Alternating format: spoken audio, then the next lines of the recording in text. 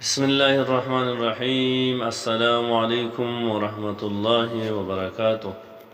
جب قرض یا مالی حالات میں مبتلا ہو تو یہ دعا پڑھیں: اللہم اکفینی بحلالک عن حرامک واغننی بفضلک عمن سواک۔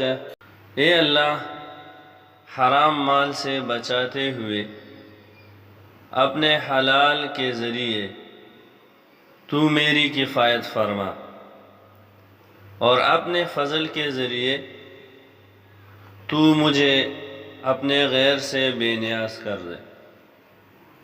دعا مشکات، ترمذی، بیہقی وغیرہ کتب الحدیث میں مذکور ہے۔